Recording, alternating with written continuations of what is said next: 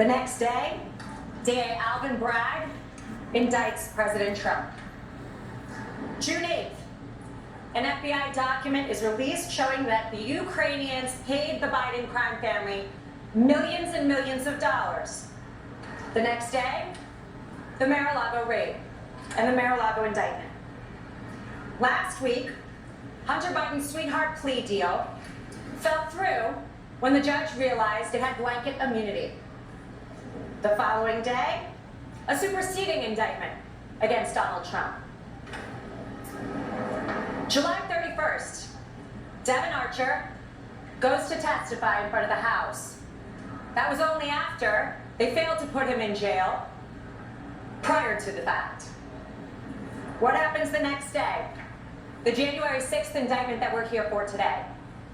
This is not a coincidence. This is election interference at its finest against the leading candidate right now for president, for either party.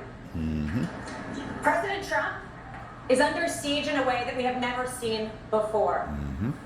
President Trump and his legal team and everyone on his team will continue to fight, not for him, but for the American people. I'll take some questions.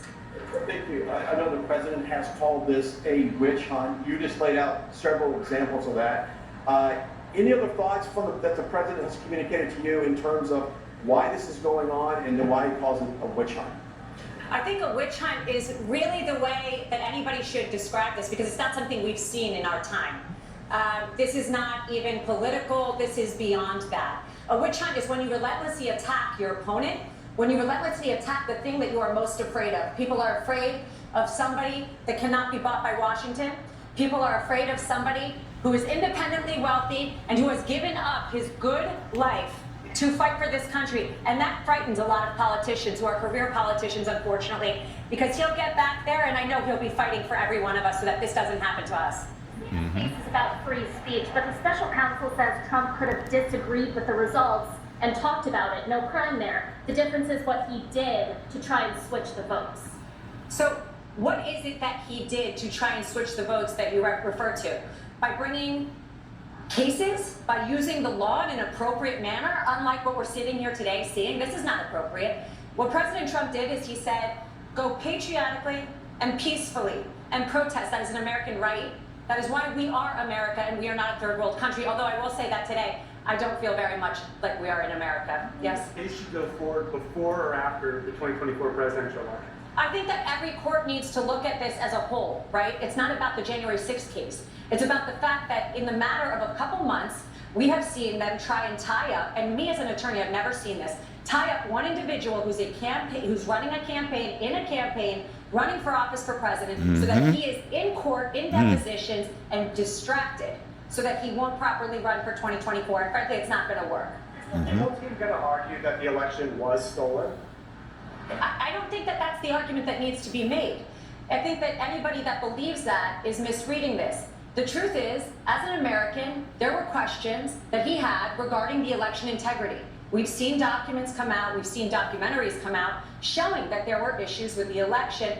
And frankly, bringing this, I don't think Jack Smith really thought it through.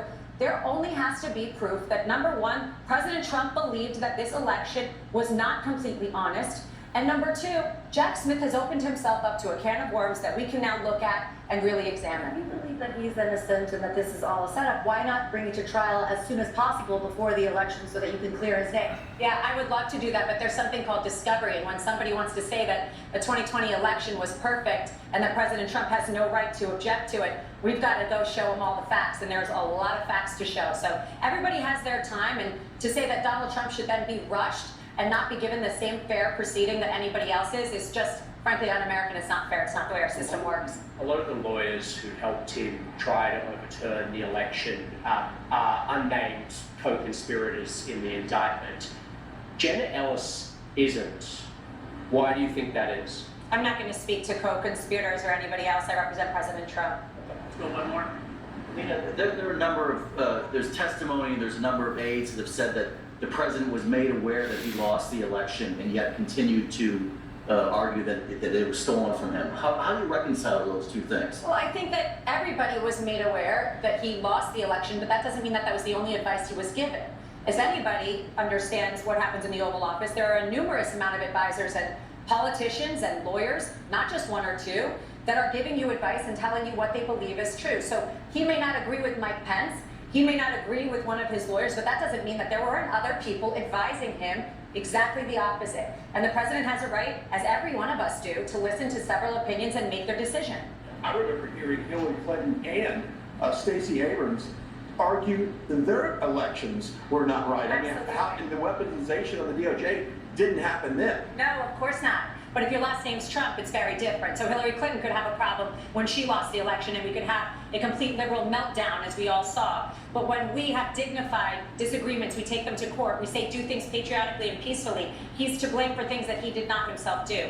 And that's what we're seeing. Frankly, folks, this is not about that. This is about politics. This is about 2024. Period. The end. Thanks, guys. Thank you.